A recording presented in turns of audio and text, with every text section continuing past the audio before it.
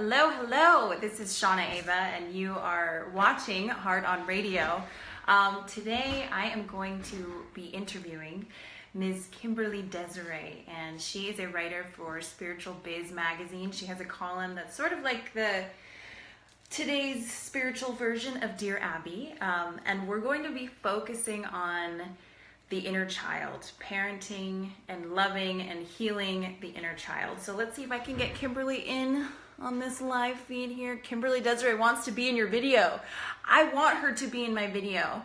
Let's see, add, yes, let's go anti-Mercury retrograde. How many chickens does it take to make a live video? Hi, we did it. Oh my gosh, now I just want to hula dance. Martini, because I finally figured this thing out. Oh gosh, this is too funny. Kimberly, thank you so much for joining us today, and thank you for your patience in all of I'm just gonna say Mercury retrograde issues. That's what it is. Definitely Mercury retrograde. Definitely. Yeah. When in doubt, blame it on the Mercury retrograde. Okay, I'm gonna close my door too. Get it quiet, nice and quiet in here. My cat left, and she didn't close the door. So I'm gonna have to train her how to do that. Hang on. Okay. Yay! So excited. I'm sorry. Since we're talking inner child, my temptation is always to walk downstairs. It doesn't look as good in a small video, but I swear I recommend it. Okay. So let's see. We have a couple faces in here today. Thank you guys for joining us. This is our first ever Heart on Radio Live, and this is Kimberly's first ever Facebook Live too. So God bless you all for hanging in there with us. And for anyone who's familiar with the show, I usually like to start with a few deep breaths so we can all get centered, get our minds and energy collected. So let us jump into a few deep breaths, and then we'll get into our topic today. So Kimberly, if you wouldn't mind joining me, here we go. Okay.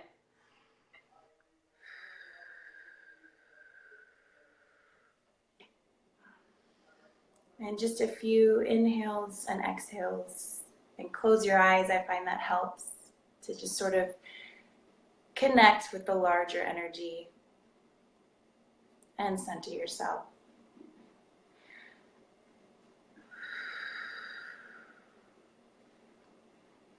And grounded. Woo! I love it. Thank you for doing that with me. Thank you. And Kimberly, thank you so much for being on the show today. First of all, for those who are not super familiar with what you do, I'd love if you could to just give us a few minutes on your background. I know you're a writer, you're a spiritual coach. You do so many things in the spiritual realm because of your own awakening and your own journey, which I recommend everyone check out our past episode because we went deep into your background and how this all started for you. But Kimberly, give us all a little taste of what you're working on now and what your passion is. Well, right now it seems to be that my devotion is to help people in recovery. Number one, I've got involved becoming a recovery coach. I think I've been in recovery for 7 years from addiction. And I'm also becoming more of a business coach for spiritual businesses. I'm doing a lot of online coaching for people who either have a business that's not really working or people that have a gift and they don't know how to get it out to the world.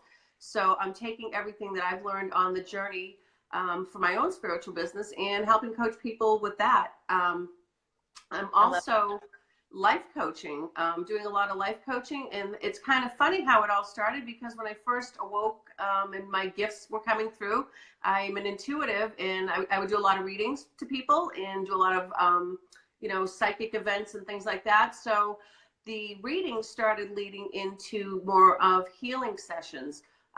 Taking people through the process of a spiritual awakening because they didn't know what was happening to them. And then as that started happening and the more of the healing that I did, I started helping people actually go through the transformation process of healing the wounded inner child.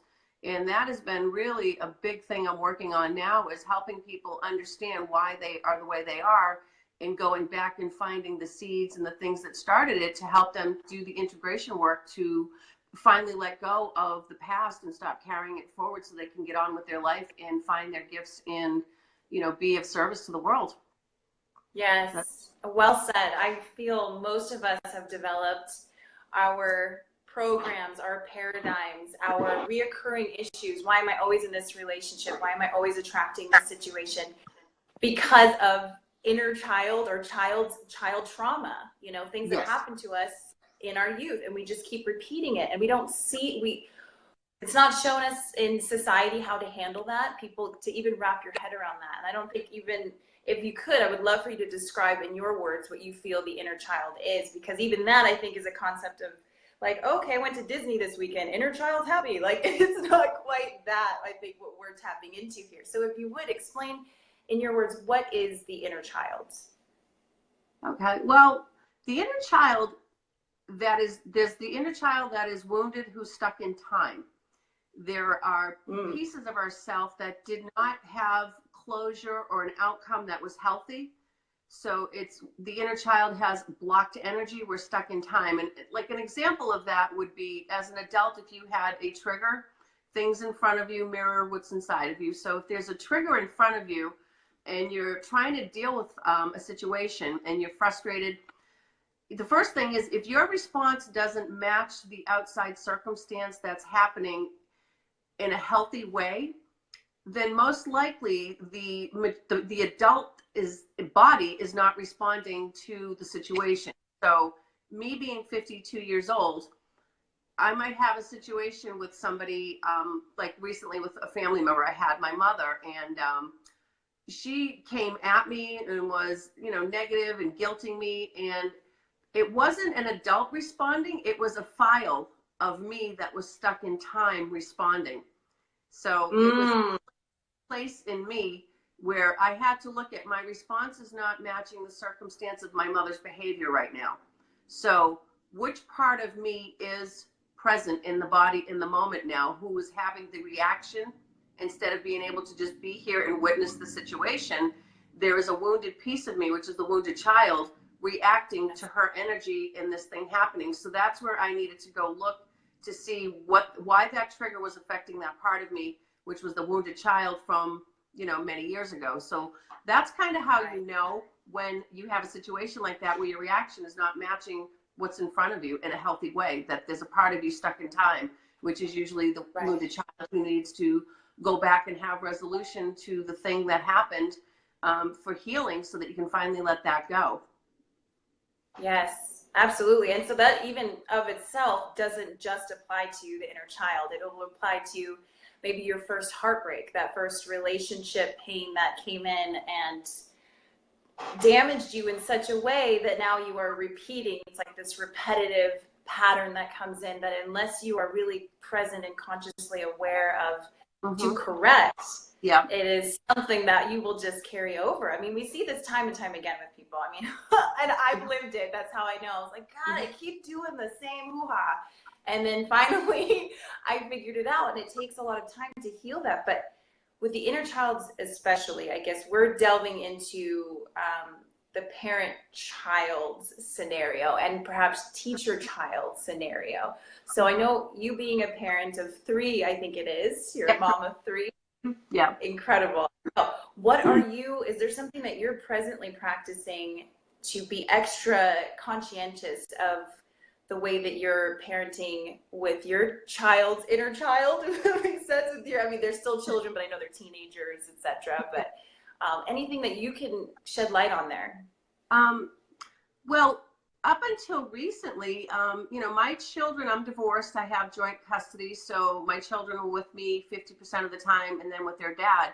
And I found myself struggling to get them on track. They would go to their dads and it would be dysfunctional chaos. We have 2 different parenting styles. So when they would come home, I found myself trying to, course correct.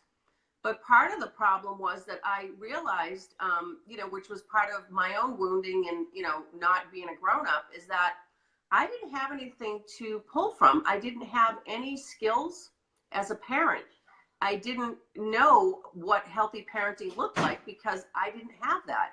So when I was parenting my kids when I was still in addiction, I was coming from a point of, only the child who witnessed her unhealthy parents, that's the recognition I had in my mind of what parenting was. So as I did the healing and I started gathering the tools and the knowledge and becoming a healthy individual, I realized now it was my job to take these tools and start implementing them and, having boundaries with my children, all the things I didn't have growing up or understood or never seen, I'm now using with my own kids. And I have to say there was more resistance because they were used to walking all over mom because, mom was basically a wounded child raising them for a while. So I've had to take these lessons and tools and use them with my own children and, start to get things to turn around and let them know that life isn't, you bully people, you get what you want. You have to earn things. There has to be respect. There's so many things that I'm now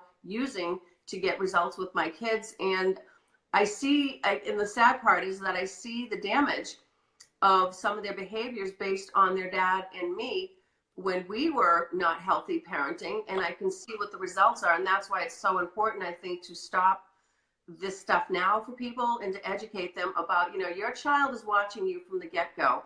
Everything you say, you do, they're taking every bit of that in, they're recording it. The mind is a computer and they're filing it away. So when a situation shows up later in life, they're going to be pulling from their tool belt that's in their brain. And if you don't give those the healthy tools, you're going to see dysfunction. So it's really important for people to be very aware of what's going on in their life. And my oldest is pregnant now. She's 5 months pregnant. And I was actually, oh my gosh, yeah, you're great. That's, I haven't really told many people, but her and her boyfriend were at my house and I was actually talking to them about from the get-go. Remember, this baby is going to be watching every single thing you do. The way I told him how you treat his mother is going to be how he treats women later. My daughter, how you speak to a man is going to be the type of woman he's going to attract.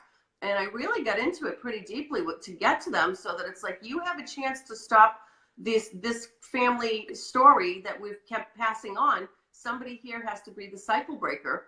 And I was told years ago that was me in my family when I first had my awakening. They said, you've got the whole karma of your family to break the cycle. And I was like, that doesn't sound good. I didn't know what that means, but it didn't sound good. Now I understand all the work I've been doing with my children in trying to undo the damage that was done and give them the tools. And now that there's another generation starting, I want to help them from the get-go stop the story of the family because they don't need to live in that anymore. Beautiful. Yeah, no pressure, Kimberly. Just go ahead and turn the ship around of your entire genetic line. Yeah, that's not much, right? Not asking for much at all. Probably all in a day's work. Wow. Yeah. No, I wanted to, as I'm knocking things over, Mercury retrograde. I want to tap into what if some of that programming is that we were discussing for people who maybe aren't familiar with that term. Because you're absolutely right. As a child, and I like to equate the consciousness to the computer. It's very easy to where it's like, as a child is growing up, everything that it is seeing and perceiving and experiencing and hearing and watching is almost like developing this cellular consciousness. It's like the cellular software of their consciousness. So it's then how they're going to understand and perceive information moving forward. So I'll use myself as a guinea pig, and then perhaps we can talk a little bit more about this. For instance, and I love my mom. Mom, if you're watching, she's not watching because she doesn't know how to use Facebook, but, we Mom, barely do there for a minute. She didn't have a Facebook growing up. She didn't have She didn't have an internet. What's that? But okay, so for instance, growing up, my mom, I come from a long line of curly hair. What are you gonna do? She hated her curly hair, so she straightened her hair all the time, and I would watch this, and so I learned to hate my curly hair. And I was very insecure about it. I thought it was terrible, and it took me a long time. I'm talking like probably just started embracing the curly hair or things where, you know, she would look at her thighs and she always thought her thighs weren't thin enough, etc. And so I would look in the mirror and I'd be like, oh, I hate my thighs. I think they're too big. And even down to, I thought I didn't like fish, which I love fish. It's the only, to still eat my salmon, my sushi from time to time. But I thought I didn't like fish because I watched my mom hate fish. So I thought, oh, well, I don't like it either. So that's just an example for people on what small little imprints of programming can start to develop into your child's consciousness. So let's say now I'm having a session with you, and I've got some issues that started in those formidable years. And so I guess walk me through, if you could, perhaps how someone would learn to deal with these, learn to curb their the way that they handle things, the way that they react to certain triggers that are really just ingrained in that inner child's consciousness that no longer serves them. Well, the first thing is to be able to identify it, because you can't change or fix something if you don't know what it is that's what's going on. Because from the get-go, like you said, we are programmed. You know, the minute a baby is born, it's given its first label. It's a boy or a girl. Then the second label is its name. And then based on the family of origin, what experiences, if that family has political views, you know, if they're racist, if, you know, whatever it is they are, that child is being exposed to it, and unconsciously, like you said, they're taking it all in, and then whatever is not truly them, you know, there's going to be things in life that come to them to cause the conflict, where they have the opportunity to question, is this mine or somebody else's? So as we get older, we have more problems. Before we awaken, we're going to have more problems, more conflicts, because everything that we've had come to us is based on other people's beliefs. There's no part of us that's in there, the real us. The real I am presence is not in there. It's a bunch of society, TV, whatever has been placed on us. So usually when somebody comes to work with me, at that point, they're feeling really lost, they're confused, they're having a lot of issues in either work, romance, or whatever. So the first thing that I like to do with somebody is to identify, well, what's going on with you? What brought you to me? What is not working in your life? Why are you unhappy? Because if you can't clearly identify what is making you unhappy, then you don't even know where to begin. And you know, most of the time when they start telling me, well, I'm unhappy with my relationship or my job. Okay, let's talk about that. And then it's the thing they think they're unhappy about really isn't what they're unhappy about. You know, I'm in a relationship that's not working, and you know, we start getting into why the relationship's not working. And you know, most of the time they're expecting somebody else to fulfill their happiness and their needs, which you can't. That's impossible. Somebody cannot do that for you. You have to do it yourself. So I start working with them to identify what's causing unhappiness, and then we start doing something called tracking, and we start looking at where it's been showing up in their life. Like, when was the last time it happened? Here's the first relationship. Let's go back to the last relationship and take a look at that. So when we start doing tracking, we're actually looking at patterns, because as they go backwards, because you have to go back to find the original source of the seed that was planted, or the trauma, or the wound. So when we do tracking, we start to see that, and then we see where the blocks are coming from. And eventually it leads to, well, where was the moment of impact? Where did the first exposure come to that you have this belief system? So it could be something as simple as, if, you know, this person is always in a relationship where they're doing a lot for somebody and they're always giving and they don't get anything in return.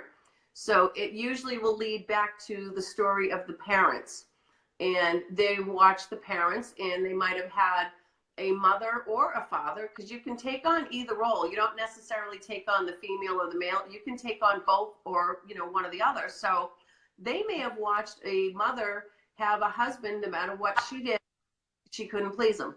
And, you know, whenever he was in a bad mood, she would overcompensate and even try to please him more, because that way he settled down. So the child watching this is thinking, okay, this is a man When a man is unhappy, you have to go overboard to make them happy so that there's peace and you don't feel a knot in your stomach. Because when people are acting up in this conflict, there's not. And that's probably why the mother is trying to compensate to make the father settle down. So this child is watching, and the mother is teaching the child that it's okay for this man to behave this way, which it's not, and that we have to make him happy, because then if he's happy, we have peace and we feel good. So the child is thinking, okay, unruly people, I have to give and give until they reach a certain level of happiness. It's my responsibility, I'm taking it on. When in fact, it's not their responsibility. So throughout life, that belief is a false belief. It's not healthy, it's not true, we're not meant to do that. So they will attract relationships energetically because they're stuck in that belief. It's my responsibility to keep other people happy when they're not happy. They will attract it and they will go overboard, and they will never get the result that they were looking for as a child because it wasn't meant to be a result, because it wasn't their responsibility.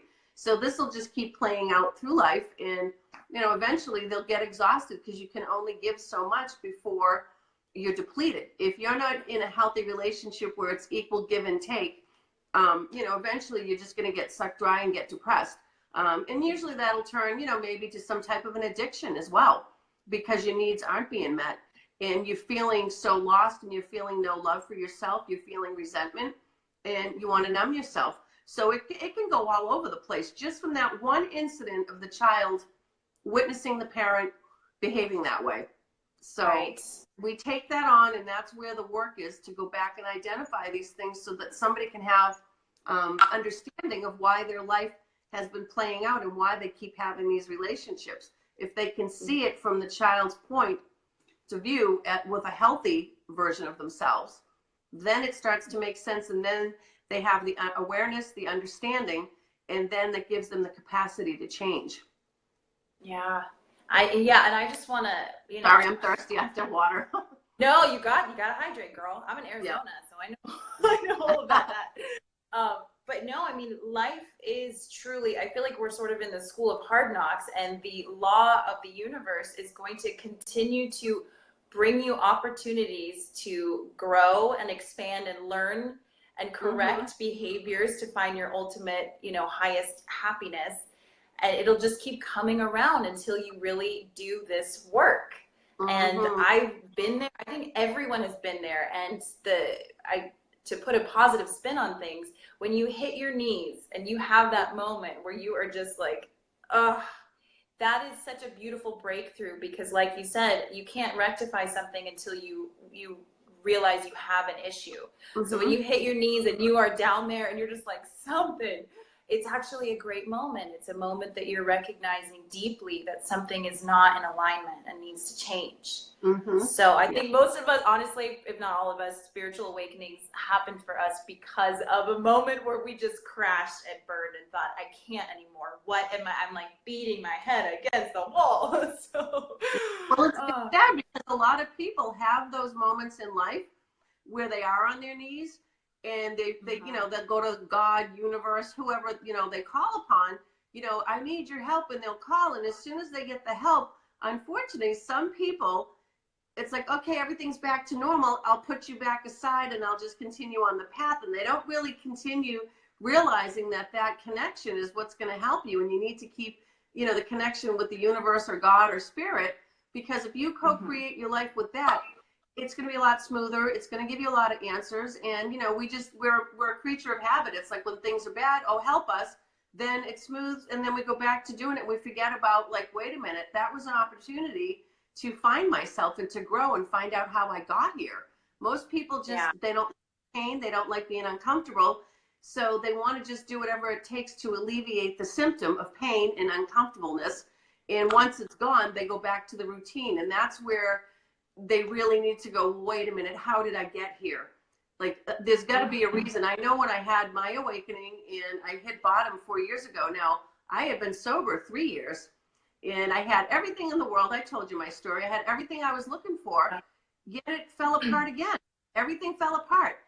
And this time, because I didn't have the alcohol to go back to numb it, I actually had to feel it. So it felt like 100 times more intense than anything, because I was sober and my life fell apart again. because that was the history and the pattern of my parents' story. And that's when I really had to go, this has to do with me. It's got to be me. It can't be anything else. It can't be, well, it's my idiot boyfriend or my idiot ex-husband or, you know. So that's when that's when the awakening happened. And I went into the dark night of the soul for, you know, a good 3.5 years. And I was determined, because I opened up to all this and I understood it and I knew it had to do with me, and I was bound and determined to understand why and how do I fix this so I am never that person again.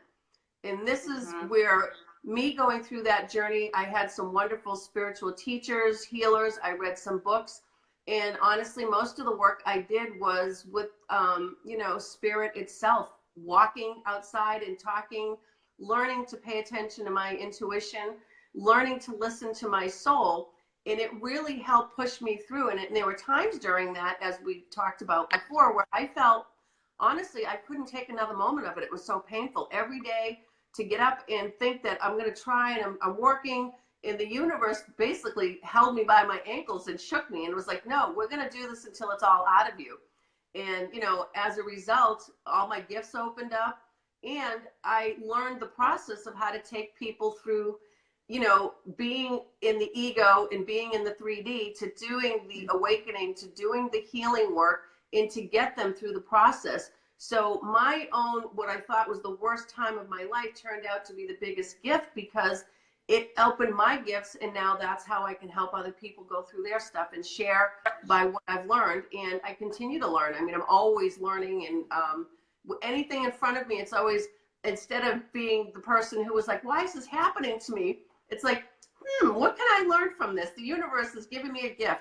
So I look at a challenge now as a gift, going, there's something in here for me to learn. Then it's going to give me material to write about, create a course around it, teach it. So it's almost like it completely flipped everything around, and it's made it really a lot of fun to do this work, to see other people go through this and heal, and know that I had a part in it. And, you know, I'm grateful that I have the opportunity, because I never thought I would be doing this. I just wanted to get through the dark night and be like, all right, I'm going to just, you know, read cards and do intuitive work. I had no idea that it was going to turn into me writing and teaching and, you know, doing all the stuff I'm doing right now. So it's been a real blessing.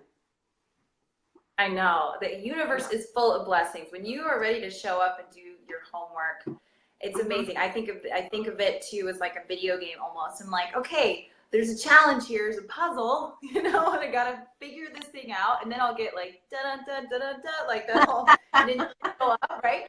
Yeah. Get that secret level, and these new gifts and talents come forward, and they're all, it's so lovely because they simply come through source energy, God, whatever you want to call it, and then you're able to spread even more light and joy on this planet.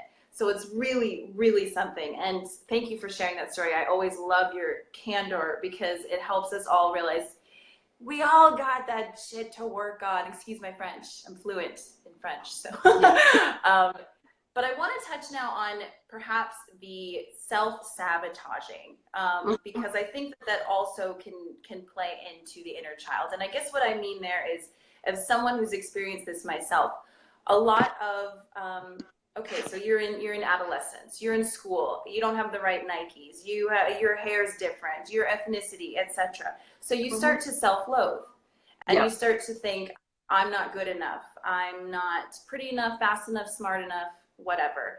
So there then becomes this, you turn on yourself, and there becomes this deep tissue inner child damage there, where even that spark of life that you were gifted with, that you are the reason you're here on the planet, that is so significant and unique to you, it's like that becomes damaged. You start to lose yourself in all of this self-sabotage. So let's touch on that a little bit, because I'm sure there are people out there still running that program on themselves, you know, beating themselves up. What kind of light can we share with them?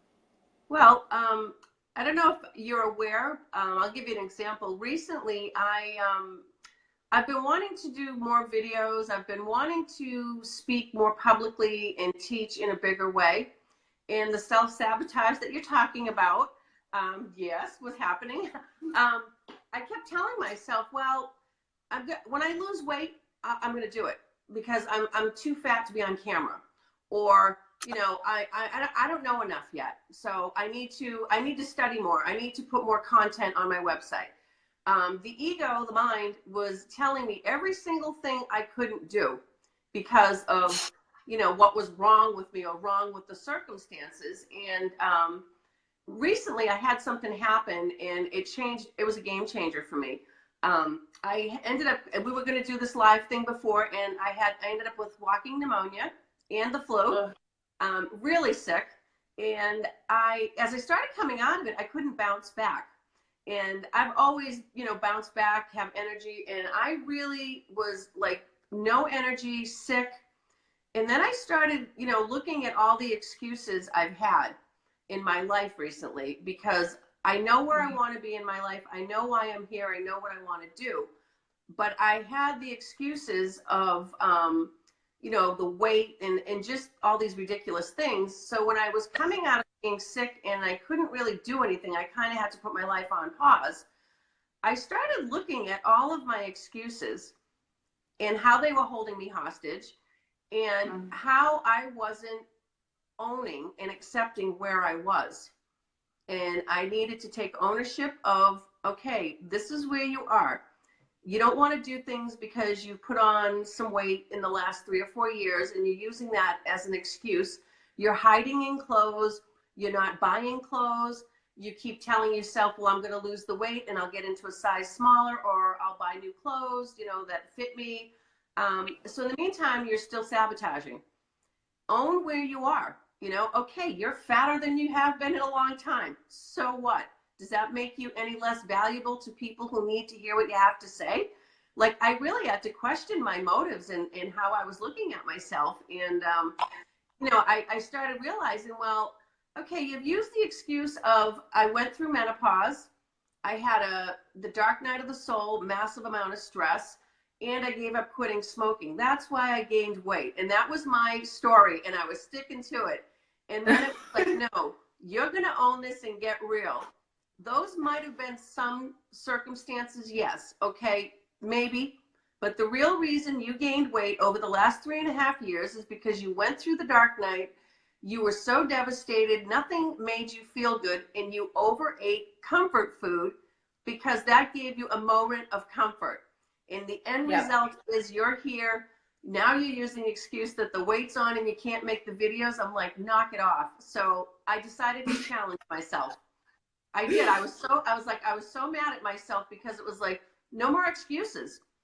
No more excuses. So I decided to do a 30-day challenge. And I thought, what can make me feel better and get rid of my brain fog? And number one was, in fact, I talked to Alexander on Messenger, and he recommended some vitamins to take.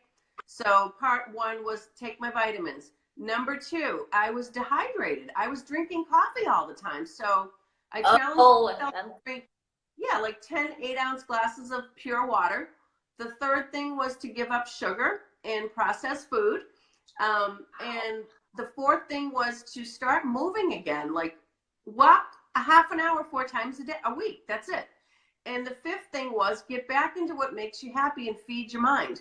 So it's whether the challenge was to do something for personal development or, for my spiritual development, but something. So those were the 5 components. I said, all right, for 30 days, I am going to promise myself I'll do this because, I had to get real and take responsibility for where I was. So that was addressing the self-sabotage, and I'm on day 15, and I've been making videos every day, and I started a closed group.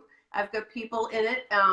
So that I was holding myself accountable and taking responsibility for why am I not getting where I want to go?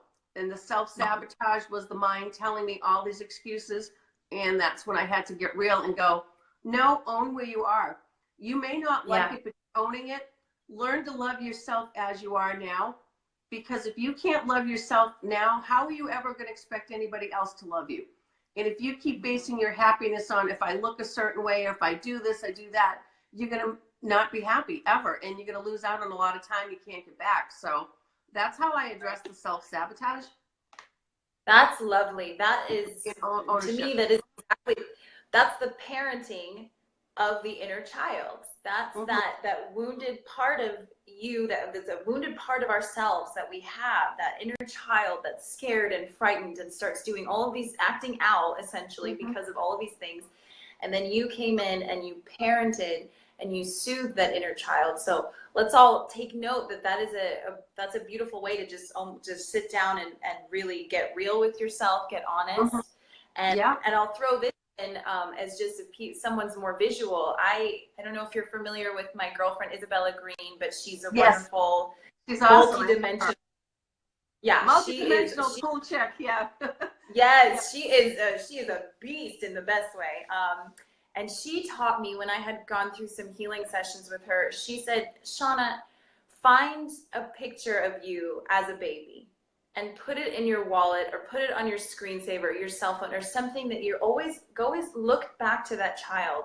Mm-hmm. And just realize, like, isn't it so perfect and beautiful? I mean, you know, when you can step outside yourself and think, Mm-hmm. why would I ever want to hurt this perfect, sweet, innocent creature? Because that's how we all came into the world. Mm-hmm. So I just wanted to throw that out there because it really worked for me as a way of like visualizing, okay, let me separate myself here. Yeah, that's right. I was a sweet little thing that came into the world, and why would you ever want to hurt that thing? So it's like it's really neat where it's that parent and then the inner child, and you learn to take care of each other. Mm-hmm. So well, that's the state I like to try to get people back to when I'm working with them, because I explain, when you come into the world, you're this innocent baby. And, when you watch a child and they're just happy and smiling, because when they're looking around, there's no judgment. A baby doesn't know that something's blue or green. They don't know if that's a bottle or a TV. They don't know anything except they're witnessing the world, and they're having an experience, and they're feeling joy. They're just expressing themselves. So when you do the inner child work and you do the healing, you have the integration where you can allow that inner child to not have to carry that load because they think they're protecting you anymore. And you can allow them to be peaceful and be in that state of awe and wonderment, and how beautiful and amazing the world can be when you start to see through those eyes. So my goal is to get people to have their soul literally drop back down into their body, and to be the adult with the wisdom and the knowledge that's God-given that they have, but to also have that healthy child in there who sees the world and loves things and wants to play and be happy, and have like that whole thing integrated. And that's really the state we should be, and that's our natural state, to be healthy. And we are a child of God, of the universe, and it's the beliefs and all the crap that we go through that contaminates us and sets us up for the lessons that we're here to learn. So the awakening process is wonderful, because once you get it, and it's like you get activated, you're on, and yes. It's like, oh, okay, so this is really the real world, and the real, the reality, and all that was an illusion, because none of it's real. So it's really important to get people to see things. But boy, it can be hard. Some people want to hang on to their story. It's like, nope, not giving up the story. It's my story. And I'm like, okay, call me when you're ready. It's a yeah. That is so true. It becomes so much ingrained in who they are, in their ego storyline. It's like, I know people who are habitually sick. That's part of their story. They're afraid to let go of that, because then who am I if I'm not always, oh, well, I have my back and then this, and I'm sorry, I don't mean to make light of it, but it's true, and it's something that can easily, well, with effort, actually be corrected and healed.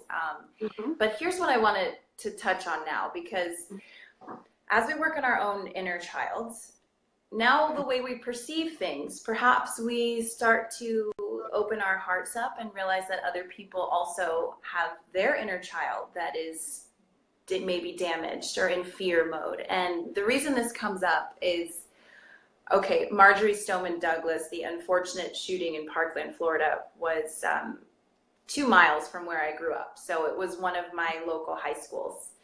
And when everything was happening, obviously it was traumatizing, it was awful. I immediately, though, my heart jumped over to the perpetrator, to this young boy who just created one of the worst massacres.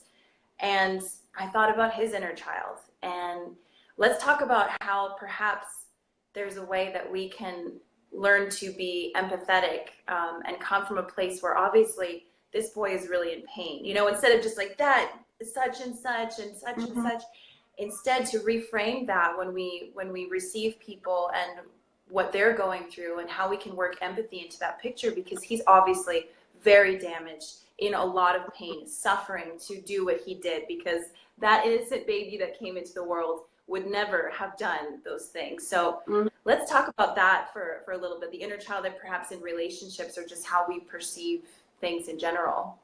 Yeah. Well, I know for myself, when I was able to stop judging or projecting, is when I saw the difference in people. You know, when I'm judging somebody, you know, that's totally not okay. When I'm projecting who they should be and what I think they should be, totally not okay. One of the best gifts that I got from a mentor of mine was he taught me about seeing things from the witness standpoint and to be the observer of what's going on outside of yourself, and you know, seeing things for what they are, not judging them, not projecting, witnessing them. So when I'm around certain people, and they may be doing something I don't like, or saying something, you know, politically, or, you know, whatever, work-wise, wherever I am, I learned to just sit back and observe what they're saying. And I don't have to judge it, and I don't have to agree with it or not agree with it or comment. I've learned to come to the place where, you know, obviously they're the thing that they're talking about, I'm not in alignment with it, and that's okay. It's not good or bad, it just is. And I Right. see people that we're all in different stages of our evolution as a human and as a soul.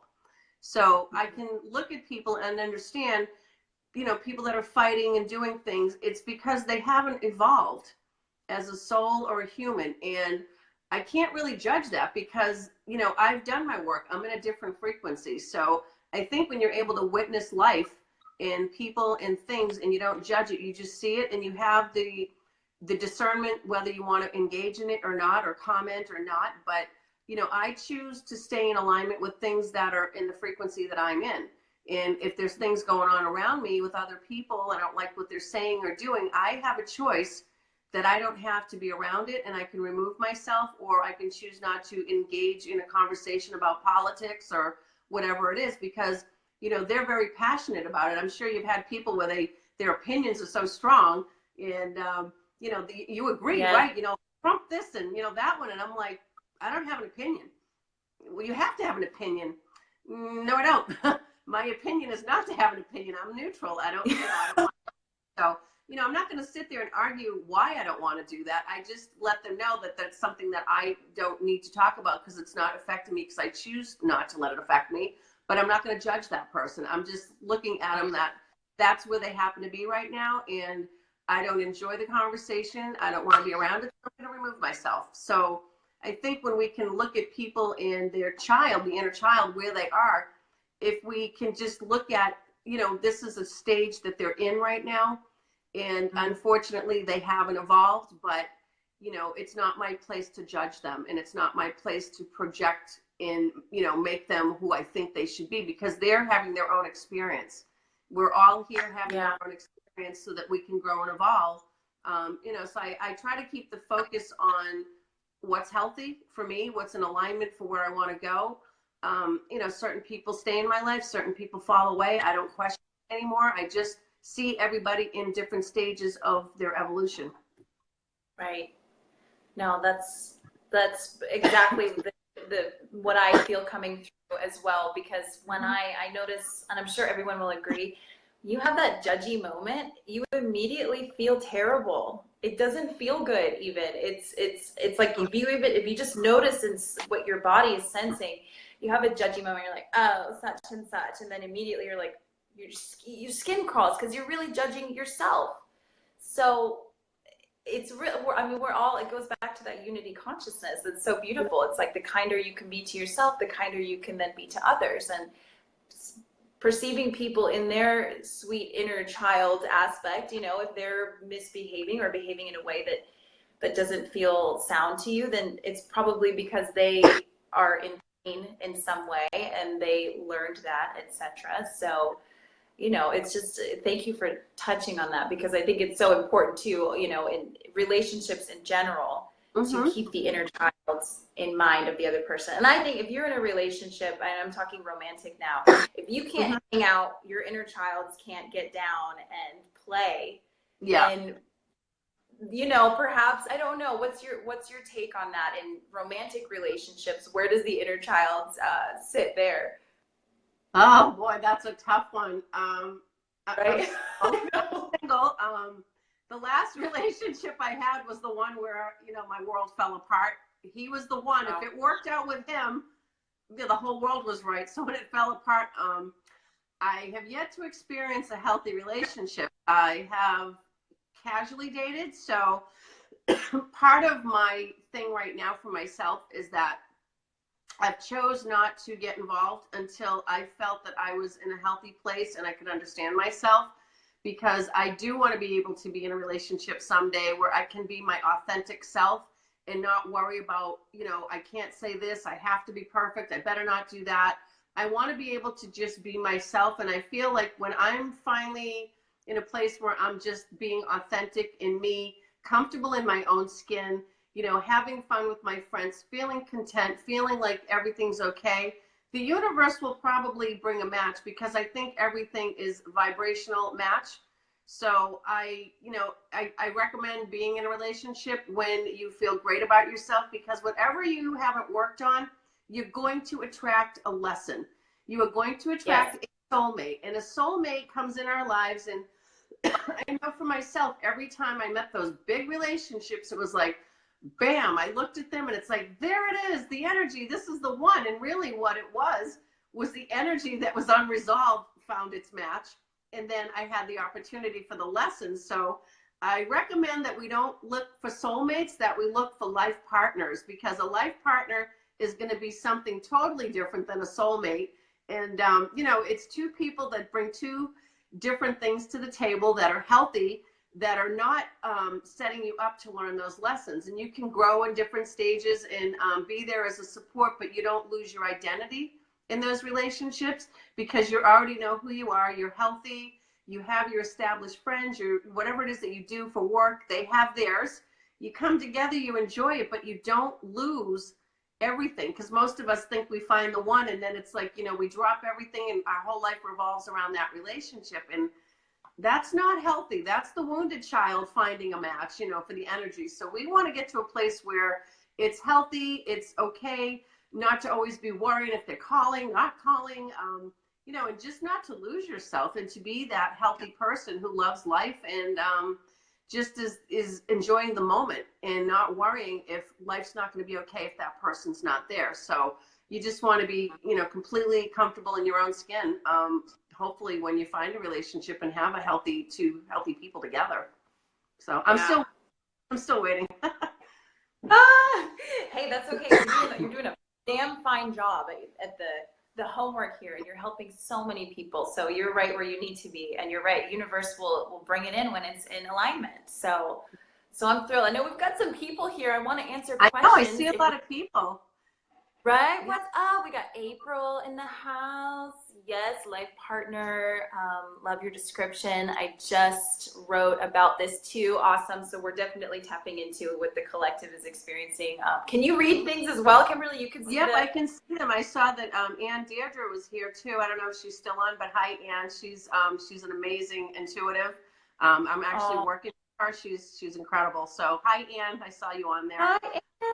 Yeah. Hello. Does anybody So, have questions or anything? Yeah. Anybody has a question? We've got dear Desiree herself. So any kind of inner child or whatever, really, if there's something that's on your heart, she's here to help out and answer. So we'll keep an eye out for some questions here. Although my font is so tiny, I'm like, no, I got my glasses. I'm like, this side thing. I'm like, the glare in my windows. I can't. Oh, that's so sweet. Cesar Gamino. Oh my gosh, one of my most dearest, amazing friends here. Thank you, Cez, for joining us. It's awesome to have you. Give my love to Susie.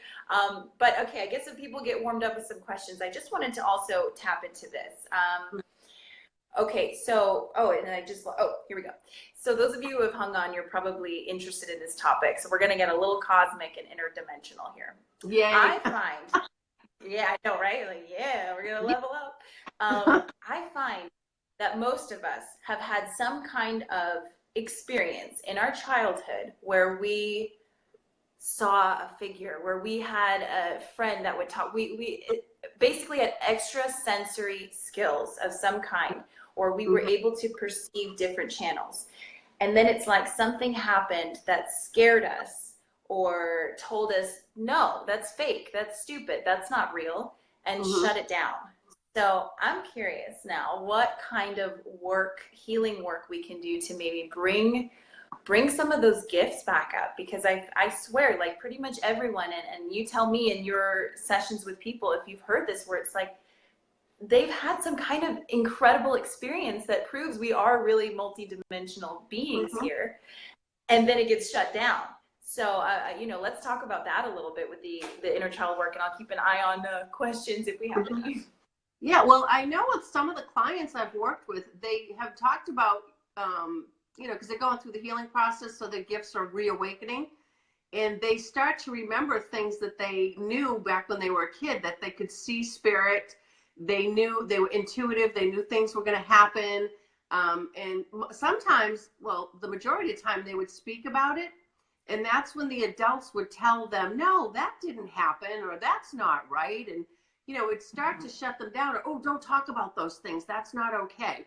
So then they are taught right away that that must be bad, because the reaction I'm getting, instead of if the parent was already awake and healthy, they would encourage them to keep that funnel open. I know for myself, I come from fourth generation of intuitive. My great grandmother used to read for royalty in Europe, and I didn't really know about that, but I always knew things as a kid. And I just thought that was normal. And, it was like, no, you don't talk about that. And my mother would kind of push it down and, squash it. So after a while, I think they say it's around the age of 7 that the veil gets shut down. And you start to lose that ability because, we're not encouraged to use it. It's just like a muscle. If you're using it, it gets stronger. But if you don't, it goes into atrophy. So when we start awakening, our gifts come in. And then we remember when we were, children. I know for myself, I knew I came from the stars. Like, I always looked at night at the stars, and that was home. And I never felt at home here when I was a kid. I never felt like this was home, and I never felt like my parents were really my parents. It almost felt like I had this longing to go home. And when I reawakened, I love astrology. I love stars, planets.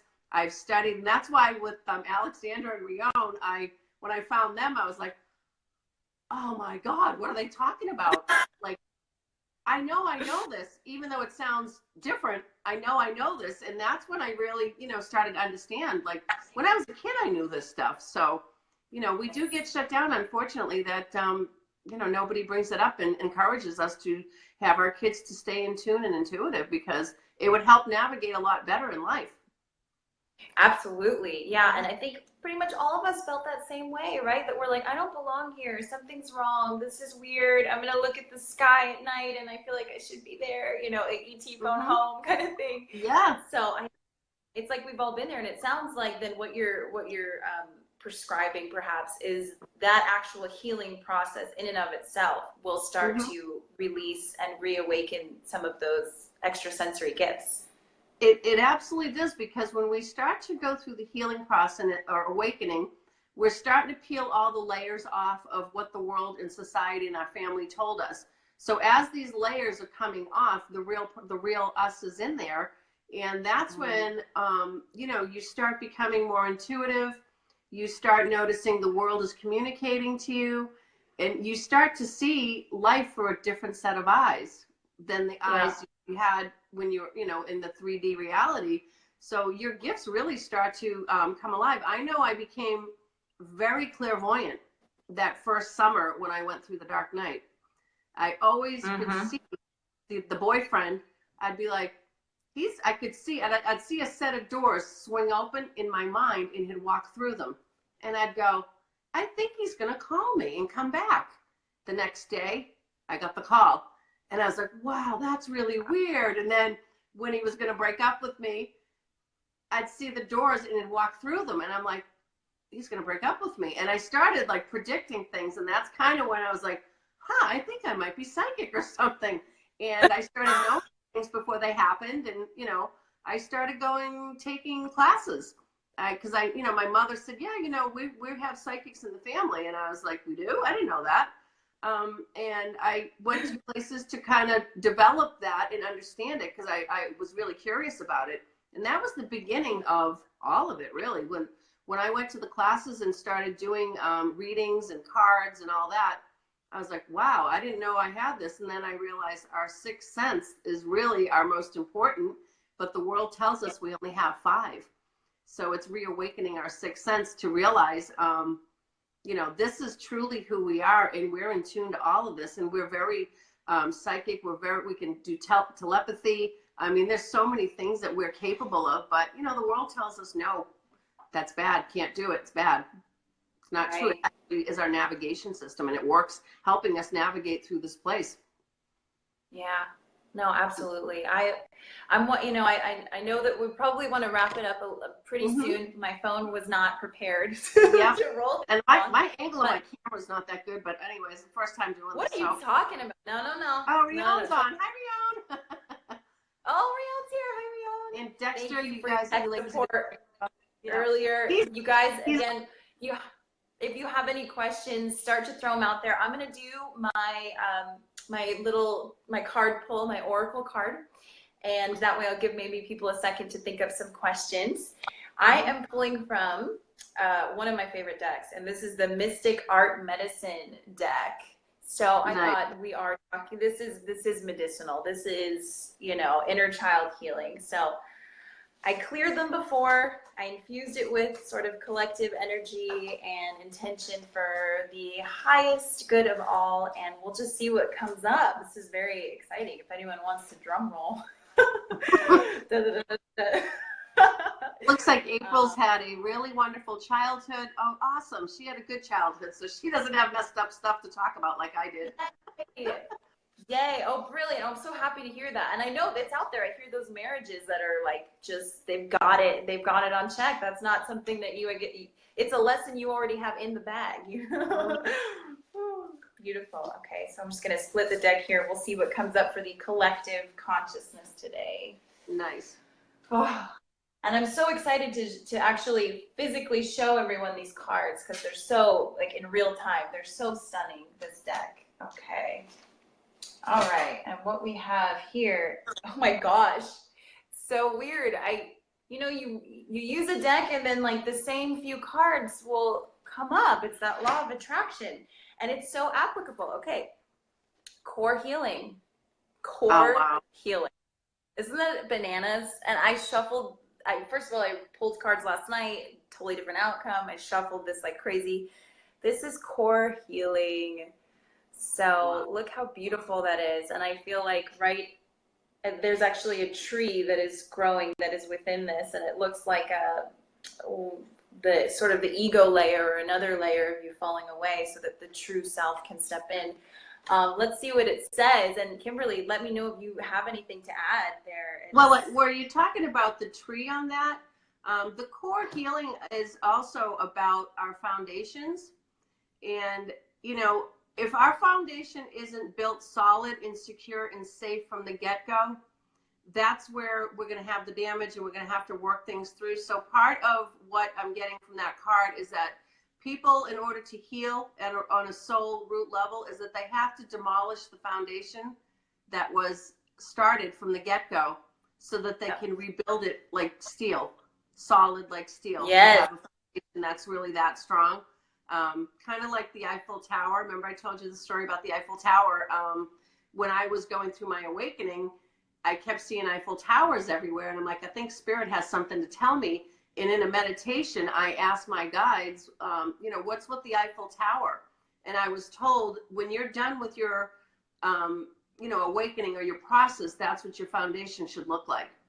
So you're going to tear it down till there's nothing. and it needs to be that strong. You need to have the balance of the masculine and the feminine and the consciousness of it. Because you know how the Eiffel Tower is really rooted? If you look at the bottom, it's grounded, it's solid, and it's strong, and it's steel, and that's the masculine aspect. But when you look at it and it's all beautiful and lit up, that's the feminine. So I was told my foundation needed to be blended equal, because it wasn't, and it wasn't rooted and strong. But then I also was shown the top of it and how high it ascended, and that was that I was going to be going through an ascension process during my dark night. So that's what they told me about my, you know, my guides and meditation told me about the foundation that I would have when I was done with my process. So that was incredible. Yeah. Well, I mean, that's like epic for me. See, we're such like soul sisters here. I mean, we all are, honestly. We're family. If you guys are watching and you're attracted to this and this conversation lights you up, like I feel I'm so honored to have you. It's because we're family. Yeah.